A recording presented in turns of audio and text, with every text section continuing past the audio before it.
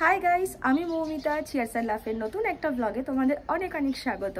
আজকে হলো 25 ডিসেম্বর। সবাইকে মেরি ক্রিসমাস। সকাল সকাল স্নান টান করে রেডি হয়ে বেরোচ্ছি। আজকে আমরা সবাই মিলে যাব বর্ধমানে। পূজাদি, সুপ্রিয়দা, মানে মোস্ট প্রবাবলি মায়াপুর যারা যারা গেছিলাম তারা সবাই প্রায় বেরোবে, আমার ঠিক জানা নেই, তো গেলেই আমি জানতে পারবো। আর আজকে আমরা যাচ্ছি বর্ধমানে। কোথায় কোথায় ঘুরবো সেটাও এখনো পর্যন্ত জানি না। আগে পৌঁছাই, যেখানে যেখানে ঘুরবো সবটাই তোমাদের সাথে শেয়ার করব।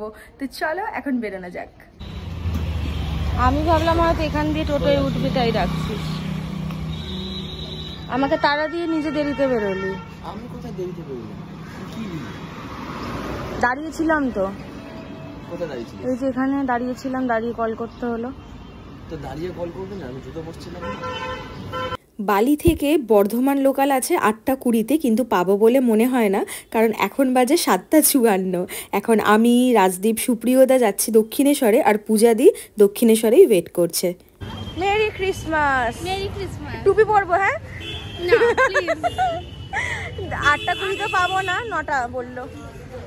এখানে এসে জানতে পারছি যে শুধুমাত্র আমরা 4 জনই যাচ্ছি, আর পূজাদিদের আরেকটা বন্ধু যাচ্ছে।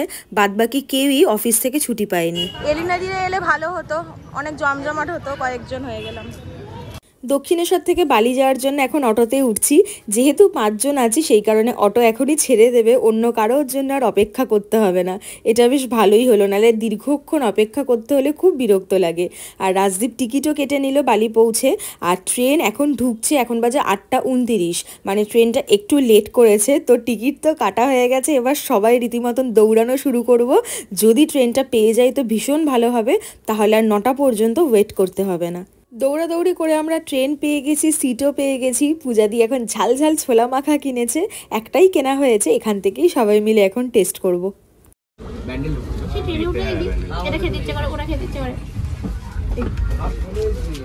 খিদে না পেলেও মন চায়, গন্ধতেই বোঝা যাচ্ছে। কেন খা? আমাকে এলাচটা ফেলতে হবে, নাহলে খেতে পারবো না। ট্রেনে বসে বসে সবাই মিলে গল্পও করেছি, আবার একটুখানি ঘুমিয়েও নিয়েছি। আর এখন আমরা অলরেডি পৌঁছেও গেছি, আর একটা স্টেশন পরেই আমরা নামবো। ট্রেন থেকে আমরা নেমেও পড়েছি। আর বাড়ি থেকে বেরোনোর কিছুক্ষণ পর থেকেই রাজদীপের চোখে ব্যথা শুরু হয়ে গেছে। পুরো ঠান্ডা লেগে চোখ একদম লাল হয়ে গেছে, খুব কষ্ট পেয়েছে সারা ট্রেনে। আর যেহেতু ও লেন্স পরে আছে, তাই ঠিক করে অতটা ঘুমাতে পারছে না, কারণ লেন্স পরে থাকলে তো চোখ বন্ধ করা যায় না। তো ওর মনে হয় একটু ঘুমালে চোখটা ঠিক হতে পারে, কিন্তু আজকে সারাদিনে তো আর উপায় নেই। তার ওপর চশমাও আনেনি, তো লেন্সের জন্য হতে পারে যে চোখে ব্যথাটা করছে বা ইনফেকশন হয়ে গেছে। কিন্তু ও বারবার বলছে যে লেন্স পরার জন্য ওর প্রবলেমটা হচ্ছে না, ওর চোখে ঠান্ডা লেগে গেছে, লাল হয়ে গেছে, সেই কারণে ওর কষ্ট হচ্ছে। তো সবার প্রথমে এখন ওষুধ কেনা হবে, যাতে ব্যথাটা একটু কম হয়, বা অ্যালার্জি হয়ে থাকলে সেটা যদি কমে যায়, তো তারপরে বাদবাকি সমস্ত কিছু হবে। আর আমরা বর্ধমান থেকে একটা টোটো বুক করে নিলাম, ঠিক যেমনটা আমরা মায়াপুরের টাইমে করেছিলাম। তো এই টোটো করেই কিন্তু আজকে সারাদিন আমরা ঘুরে বেড়াবো। আর এখন একটা কচুরির দোকানে দাঁড়ানো হয়েছে, আর আমরা বলেই ছিলাম টোটো কাকুকে যে একদম রাস্তার ধারে যে কচুরির দোকান, সেই রকম কচুরির দোকানে দাঁড় করাবে। কচুরির সাথে এখানে আলু মটরের তরকারি দিয়েছে, আর তরকারির ওপর একটু শশা কুচি ছড়িয়ে দিয়েছে, সেই কারণে একটু ঘুগনি ঘুগনি টাইপেরও খেতে লাগছে। আর একটা গ্রিন কালারের লঙ্কার চাটনি দিয়েছে, খুব বেশি ঝাল নয়, কিন্তু খেতে ভালো লাগছে। আর রাজদীপ একটাই কচুরি খেয়েছে, আরও ওষুধও খেয়ে নিয়েছে। যদি ব্যথাটা একটু কমে যায় তাহলে তো ভীষণ ভালো হয়। তো কচুরিটা খুবই ভালো বানিয়েছে, সবারই বেশ ভালো লেগেছে। প্রথমে তো টোটো কাকু আমাদের একটা মিষ্টির দোকানের সামনে দাঁড় করিয়েছিল, তো আমরা সবাই বললাম যে না, আমরা মিষ্টির দোকানের কচুরি খাবো না, একদম রাস্তার ধারের কচুরিই খাবো। তো সকাল সকাল খুব সুন্দরভাবে খাবার দিয়ে আজকের দিনটা একদম শুরু হলো।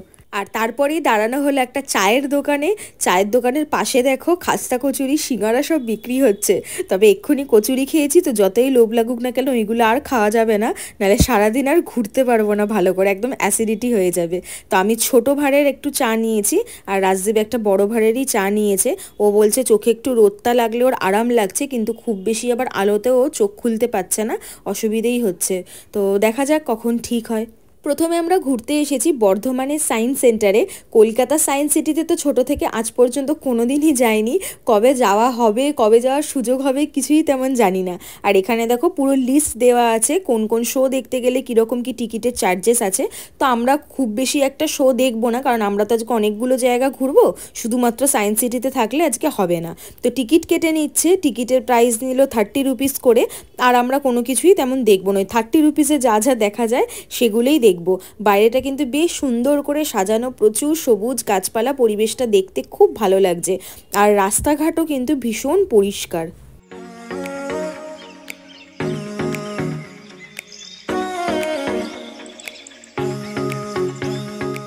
বাড়ি থেকে বেরোনোর সময় ফোনটা আজকে ফুল চার্জ করে বেরোতে পারিনি, আর চার্জ তো এখন অনেক কমে গেছে। তো গ্রাউন্ড ফ্লোরে দেখানোর মতন তেমন কিছু নেই, ওই নিজেরাই একটু ঘুরে ঘুরে দেখছি। তো খুব বেশি কিছু এখানে আমি শ্যুট করছি না, এখানে সমস্ত পাখিদের ব্যাপারে বর্ণনা করা আছে, মানে তোমাকে এগুলো এখানে দাঁড়িয়ে দাঁড়িয়েই পড়তে হবে। আর এখন যদি আমি ভিডিওতে এগুলো ডিটেলে দেখাতে যাই তো তোমরা বোর হয়ে যাবে, তাই এখানে বেশি কিছু আমি আর শ্যুট করলাম না, একবার তোমাদেরকে এক ঝলক শুধু ঘুরিয়ে দেখিয়ে দিলাম। এখন আমরা যাব হচ্ছে গ্যালারিতে, আর ওপরে কিন্তু তারামণ্ডলও আছে। তবে তারামণ্ডলে আমরা যাব না, কারণ তারামণ্ডলের জন্য আলাদা টিকিট করতে হবে, আর এখানেই তো সব কিছু ঘুরে নিলে হবে না। যদি পার্টিকুলার আজকে সায়েন্স সিটিই আসতাম তাহলে শুধুমাত্র সায়েন্স সিটিই ঘুরতাম, কিন্তু যেহেতু অনেকগুলো জায়গা ঘুরতে হবে তাই আর এদিক ওদিক যাব না। বাইরেই যে কটা অ্যাক্টিভিটি করার আছে সেগুলোই আমরা করব। আর পূজা দিয়ে এখন ওই দুপা দিয়ে ব্যালেন্স করে রাখতে হবে, সেটাই এখন করছে। আমি তো বললাম আগে কখনো এরকম জায়গায় আসিনি, তো পূজা দিয়ে একটু বুঝিয়ে বুঝিয়ে দিচ্ছে, তারপর যেখানে যা যা লেখা আছে সেগুলো পড়ে পড়ে জিনিসগুলো করছি। বেশ ভালোই এক্সপিরিয়েন্স হচ্ছে। টেপ টেপ আরেকবার, এই তো এই 2 সেকেন্ড হয়েছে।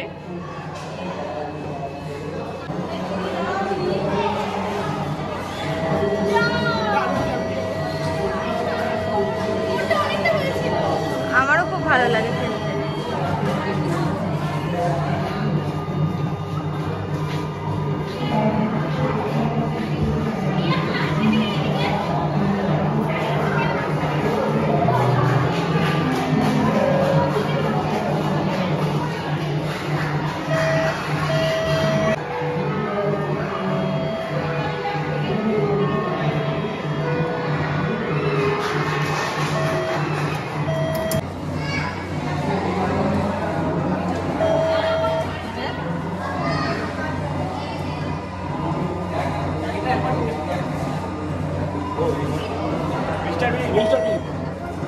লেগে গেছে।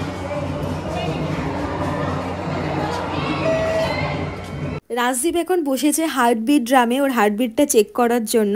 এই যে দুটো হাতল দেখছো, এই হাতল দুটো ধরে বসে থাকতে হবে, ড্রামটা বাজবে আর স্ক্রিনে দেখাবে তোমার হার্টবিট কত।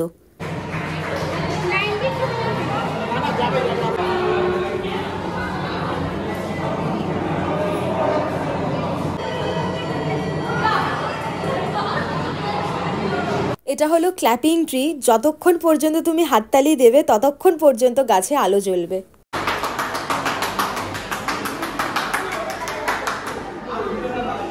এখন যে দেখছো হেড অন আ প্লেটার, এটা আমার ভীষণ মজার লেগেছে।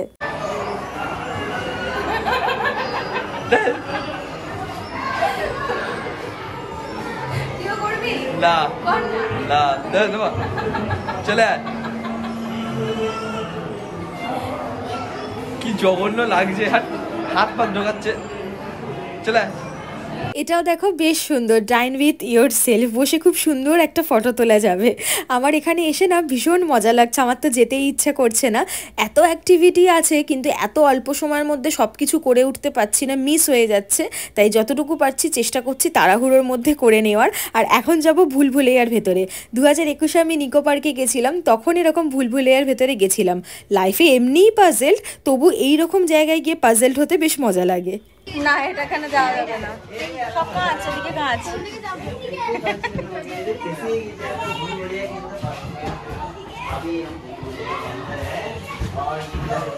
ইমা, আমি তো ভাবলাম ইজি ছিল, কোথায় গেল?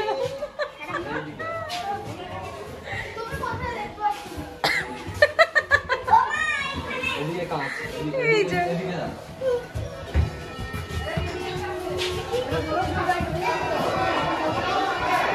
পূজাদি কোথায় হারিয়ে গেল ভেতরে। রাজদীপের চোখে এখনও ব্যথা কমেনি, এখনও জল পড়ছে কন্টিনিউ। তো অনেকক্ষণ ধরে ওকে রাগ দেখিয়েছি যে কেন তুই আজকে চশমাটা পরে আসিসনি, তুই লেন্সটা খুলবি। তো সেই কারণে দোকান থেকে এখন সলিউশন কিনে ও লেন্সটা খুলে রাখবে। লেন্সের জন্য ওর ব্যথা হোক আর না হোক, অ্যাটলিস্ট চোখ থেকে যদি ওটা খুলে রাখে একটু হলেও হয়তো ও রিলিফ পাবে। ও আসলে বুঝতে পারেনি যে আজকে বেরিয়ে হঠাৎ করেই এরকম আবার হয়ে যাবে। তো যাই হোক, চশমা তো আনেনি, লেন্স ছাড়া একটু আবছাই দেখবে, বাট ঠিক আছে, একটু রিলিফ পাবে, এটাই শান্তি। আর আমরা এখন এসেছি সর্বমঙ্গলা মায়ের মন্দিরে। রাজদীপ আর টোটো থেকে নামেনি, ও টোটোতেই বসে আছে। ওকে আমি জোরও করিনি, ভাবলাম থাক, ও একটু বসেই থাকুক ওখানে। তাই আমি আর পূজা দিয়ে এখন এসেছি, মাকে দর্শন করে যাব। আর এখানে সব কিছুই ভীষণ পরিষ্কার, আর মানুষজনের ব্যবহারও কিন্তু বেশ ভালো। আর এখানে ভিডিও করতেও কোনো রকম বারণ নেই, যেহেতু এখন মায়ের অলংকার খুলে দিয়েছে, সেই কারণে এখন ভিডিও বানানো যাবে না। আবার 4টের সময় যখন মায়ের অলংকার পরানো হবে তখন ভিডিও বানানো যেতে পারে, কিন্তু আমরা তো ততক্ষণ থাকবো না, তাই তোমাদের সাথে অত ভালো করে শেয়ার করতে পারলাম না, অল্প করেই শেয়ার করলাম। মন্দিরে কিন্তু শিবলিঙ্গও আছে। আর এখন আমরা দাঁড়িয়েছি ফুচকা খাওয়ার জন্য। পূজাদি অনেকক্ষণ ধরে বলছিল যে পূজাদির ফুচকা, মানে পূজাদি আজকে ফুচকা খাবে। আর আমারও বহুদিন ধরে খেতে ইচ্ছা করছিল। এতদিন কাশির জন্য বাবা খেতে দিচ্ছিল না, কাশি এখনও অল্প অল্প আছে, বাট ওই আজকে বাঁধা গরু ছাড়া পেয়েছে, তো একটুখানি খেয়েই নি, কী আর হবে, লোভ আর সামলাতে পারি না। আর এখানে একদম শালপাতা, একদম অথেন্টিকভাবে ফুচকাটা দিচ্ছে, আর ওই লোভ সামলাতে পারছি না, তাই ঝাল দিয়ে মাখা হয়েছে। পূজাদি খেয়ে বলবে যে কেমন লাগছে।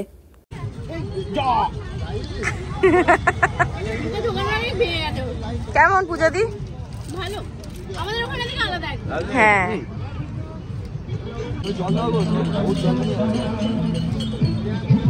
কেমন রাজদীপ? পূজাদিদের খাওয়া হয়ে গেছে, আর আমিও যদি খেতাম একসাথে তাহলে ভিডিওটা আর কে বানাতো, সেই কারণে এখন আমি খাচ্ছি আর পূজাদি ভিডিওটা বানিয়ে দিচ্ছে। আর রাজদীপের আরও নাকি খেতে ইচ্ছা করছিল, তো আর একটুখানি খাবে। আর আলুটা সত্যিই খুব ভালো মেখেছে, আর টক জলটাও দারুণ বানিয়েছে, একদম অন্যরকম খেতে লাগছে। কত রিকোয়ারমেন্ট দেখেছিস?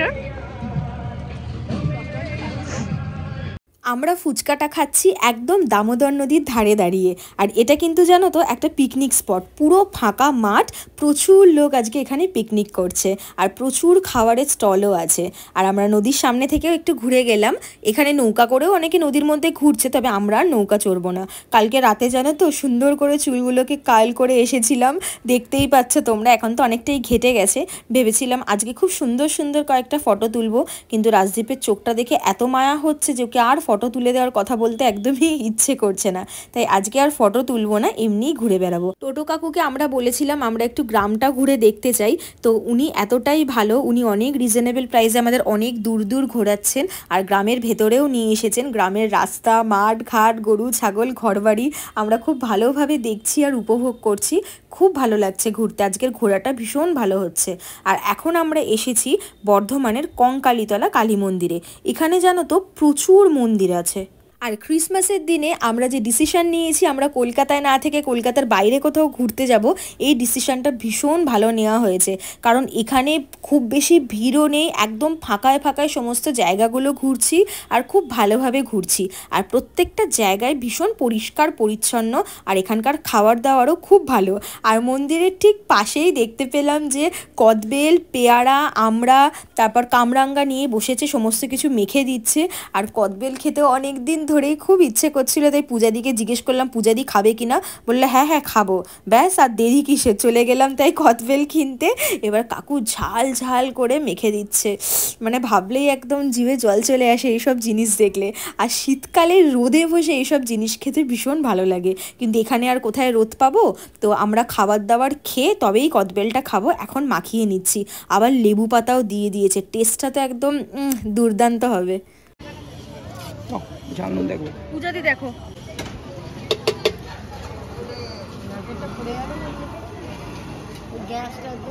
ঠিক আছে। কি দেবে, নুন ঝাল আর কিছু?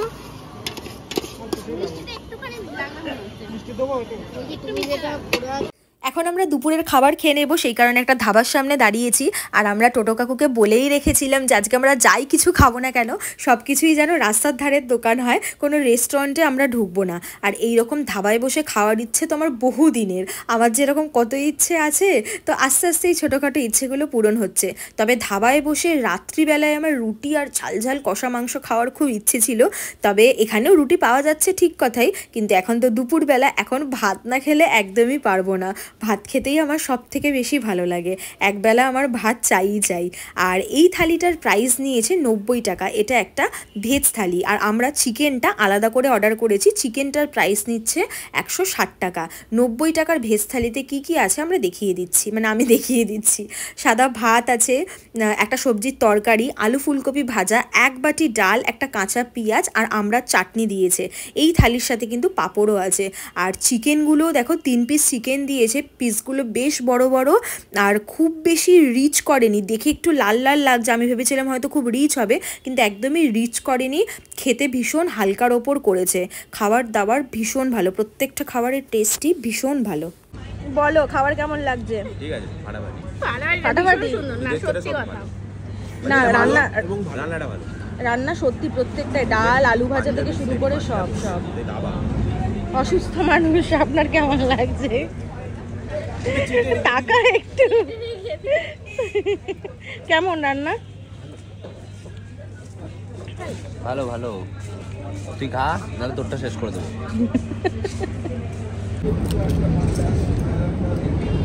দিল শেষ পর্যন্ত বল। মুখ চোখের অবস্থা তো পুরো একদম খারাপ হয়ে আছে, সারাদিন ঘুরে ঘুরে মুখ চোখ ধুলোবালি হয়ে গেছে। তো খাবার কিন্তু ভীষণ ভালো ছিল, খুব ভালো ছিল, প্রত্যেকটা খাবার খুব ভালো ছিল। তো থালির মধ্যে কিন্তু পাঁপড় ভাজাটা থাকেই, ওনারা মানে ওদের কাছে ভাজা ছিল না বলে ওনারা দিতে পারছিলেন না। তাই আমরা যখন বললাম যে পাঁপড় কি পাওয়া যাবে, তো বললো যে ভাজা হয়নি, 2 মিনিট টাইম দিন, ভেজে দেবো। আমরা বললাম না, দরকার নেই, আর ভাজতে হবে না, কিন্তু তাও তাড়াতাড়ি করে ভেজে দিল। তো বিহেভিয়ারও খুব ভালো, ব্যবহার সত্যিই খুব ভালো। আর খাবার দাবারের কোয়ান্টিটিও বেশি আর কোয়ালিটিও ভীষণ ভালো। তো ভালোভাবেই খেলাম আজকে। যা যা খাবার দাবার খেয়েছি মোটামুটি সকাল থেকে কচুরি থেকে শুরু করে এখনো পর্যন্ত সব খাবারই ভীষণ ভালো খেয়েছি। আজকের খাবার দাবার খুব ভালো হয়েছে। আর ঘোরাটাও ভালোই হয়েছে, শুধুমাত্র রাজদীপের চোখটার ওই রকম ব্যথা বলে মানে একটু মনটা খারাপই লাগছে, ও ঠিক করে ঘুরতে পারলো না। আদারওয়াইজ দিনটা মোটামুটি ভালোই কাটছে। আর এখন আরও একটা মন্দিরে যাব, তারপরে আর কোথাও যাব না, কারণ এবার আস্তে আস্তে অনেকটাই বিকেল হয়ে যাচ্ছে, এখন 4টে মতন বাজে। তো এই মন্দিরটাতে যাব। সারাদিন যিনি আমাদের এতক্ষণ ঘোরালেন, এত ভালোভাবে ঘোরালেন, তার সাথে তোমাদেরকে একবার আলাপ করিয়ে দিই। তোমার নামটা বলে দাও। মন্টু ভট্টাচার্য। আচ্ছা, ঠিক আছে। আমার ভিডিও তোমরা যে কজনই দেখছো না কেন, তাদের মধ্যে কেউ যদি কখনো যাও বর্ধমান গিয়ে এইভাবে টোটো করে ঘুরবে, তো কাকুর সঙ্গে অবশ্যই তোমরা যোগাযোগ করো, আমি স্ক্রিনে নাম্বারটা মেনশন করে দিচ্ছি। আর কাকু এখন আমাদেরকে নিয়ে এসেছেন বর্ধমানের 108টা শিব মন্দিরের সামনে। তো আমরা এখন শিব মন্দিরটা ঘুরে ঘুরে দেখব। টিকিটের প্রাইস কিন্তু নিল মাত্র 2 টাকা। আর আমরা ভেবেছিলাম যে একটা শিব ঠাকুর দর্শন করেই চলে যাব, কিন্তু এখানে এসে কি মনে হলো যে না, 108টা দেখেই তবেই যাব। আর রাজদীপ এখানেও নামতে চাইছিল না, কিন্তু এখানে আসার জন্য আমি ওকে জোরই করলাম, কারণ 2টো মন্দিরের একটা মন্দিরও যায়নি, আর এত দূর এসে কিছুই ঘুরবে না, কোনো মন্দিরেই যাবে না, তোকে জোর করাতে ও এসেছে। আর 108টাই আমরা এখন পরিক্রমা করব। জায়গাগুলো কতটা পরিষ্কার পরিচ্ছন্ন দেখতে পাচ্ছ। আবার এখানে একটা পুকুর ঘাট বাঁধানো আছে, আর সাইডে দেখো বেঞ্চ দেওয়া আছে, মানে মানুষজন এখানে বিকেলের দিকে বসতে পারবে। ভীষণ সুন্দর জায়গাটা, আমার তো ঘুরে খুব ভালো লাগলো।